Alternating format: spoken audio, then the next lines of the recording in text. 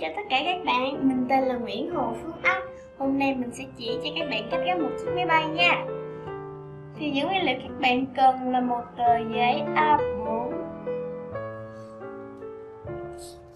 Đầu tiên chúng ta sẽ gấp đôi tờ giấy lại.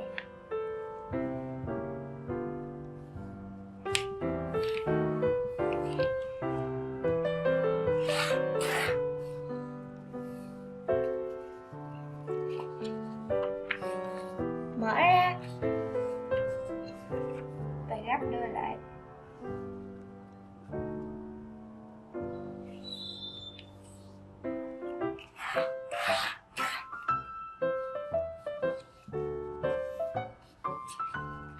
Bây giờ mình sẽ để ngang tờ giấy qua. Đây.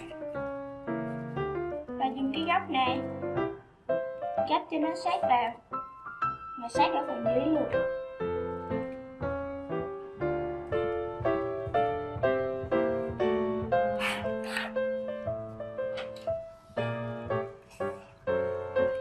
Và ngược lại mình sẽ làm giống vậy luôn. Canh nó như góc đây. Và ở phần dưới.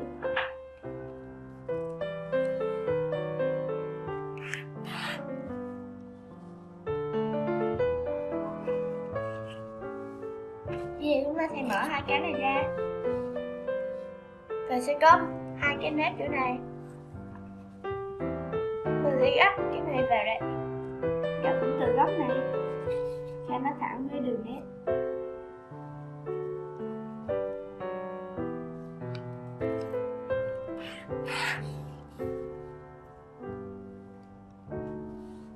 Và ngược lại.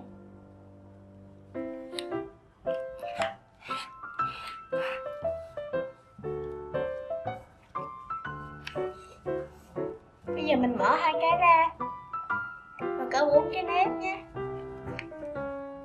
Mình sẽ mở một bên này ra ở phần bên trong.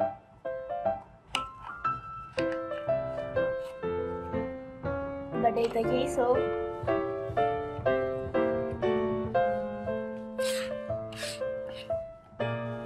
Và bên này cũng vậy. Mở bên trong ra. Và đi tờ giấy xuống.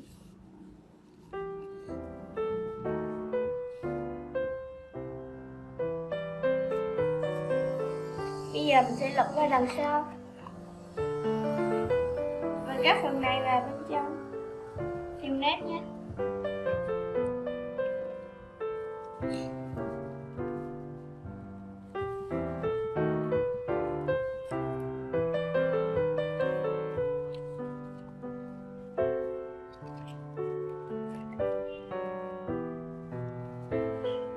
Và bây giờ mình sẽ gấp đôi tờ giấy lại.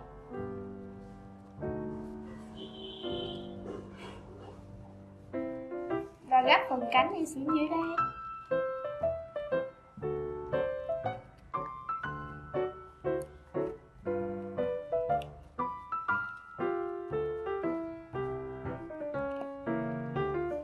Ngược lại.